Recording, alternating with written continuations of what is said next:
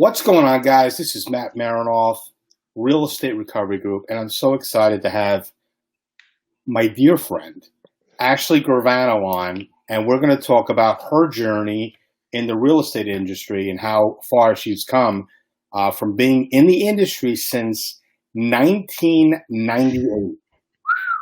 I was 12. You were 12 years old. Yeah. Yeah. I'll say 10 when we'll round it off. Okay. So I met Ashley 5 years ago, 4 years ago. About that, yeah. Yeah. 4 years.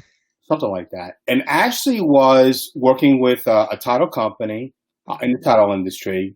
And if anybody remembers, and they were down at what's that big thing that they have in Atlantic City every Triple season? play. The triple play. I never told you this, so I'm going to say it live on the air right now. Ashley was actually very, very well known for a red dress that she wore. I don't know if you know that or not. But are you going to pan to the picture? And here's the picture. Now I'm okay. I was going to say, oh my God. No, I'm not going to do that.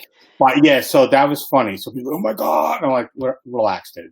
So it was funny because, hearing or people asking me, hey, do you know Ashley from blah, blah, blah title? I'm like, yeah. I'm like, oh, she's down here. So you made a very, apparently a big splash at the triple play. I think that was 2 years ago that you had that red dress on. 2? Well, yeah, going on 3. This December will be 3. Time flies. Absolutely. And then also, so I met you through Jennifer Romero, who I know you guys are good friends, whatever. And, we used to hang out. We hung out a couple of times, which was cool. So, there's not many people in this industry that I can consider a very close friend. You're actually one of them. I'd asked you if you could come on, talk a little bit about your story, what you do, why you're doing it, and why you're successful and why you're still around. And basically, seeing the writing on the wall, being able to look at opportunities, obviously pivoting during, up times and down times. We've got the COVID-19 thing going on right now. Yeah. So, so let me see if I get this straight. So in 1998, you got involved with a mortgage company. You worked in the mailroom. I did. Which is pretty awesome. I want you to tell the story. And then from there, obviously, you moved up into sales and you did stuff with mortgages. And then for a while, you did some other, things perhaps. But you were also in the title industry for a very long time. Tell us a little bit about what made you choose at a very young age. You say 12, but I think anybody can figure out the numbers. In getting inside, and this was a major mortgage company. What was your thought process?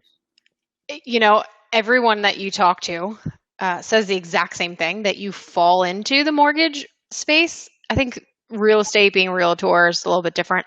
But the mortgage space, especially back in 98, you fall into it. I got a job as a temp. I was a temp in a mailroom. Mm-hmm. They were a temping agency down in here in South Jersey. And a lot of my friends were in sales and they were loan processors, and they're like, you've got to come to this mortgage company. I was working as a waitress at Bertucci's and a teller at a bank. And they're like, you should come here, come work here. Why not college? Why did you go to college, Matt? I just was never really a school kid. And, I think my 20-year-old is following suit. He's really not a school kid. I wanted to do something right out of high school and start working. And I bought my first house at 19. So I just didn't want to go through the whole school thing. I mean, my family's from New York. My parents didn't go to college. Most of my brothers didn't go to college. So for me, it just wasn't a fit. I mean, I was like inching through high school. Thank God. Like I had lots of friends, I just kind of did all the groups and all of the little different extracurricular activities so I could not go hard on the books. Just wasn't for me. So was D for diploma? Is that what was that? Yeah. Yeah. No, I did pass with like A's and B's, but oh, excuse me. It just I just couldn't see myself being in school another 4 to 6 years. So, I mean, I've thought about going back and maybe doing something business related, but with as busy as I am now and the market, it's not going to happen. I've been saying it for years and I'm going to go back, but. Understood. So couple things I want to discuss today, obviously, is the mortgage industry. You understand the title industry. You worked your way pretty high up. The last company that you were with, what was your role?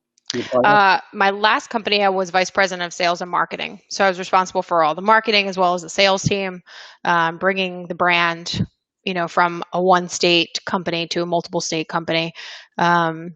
So in all together, I've only been in three companies my entire mortgage career. So starting in 98, I was with that company 17 years, give or take, and then 3.5 years with the last company. And now I've been with Mortgage Cadence for a year and 2 months.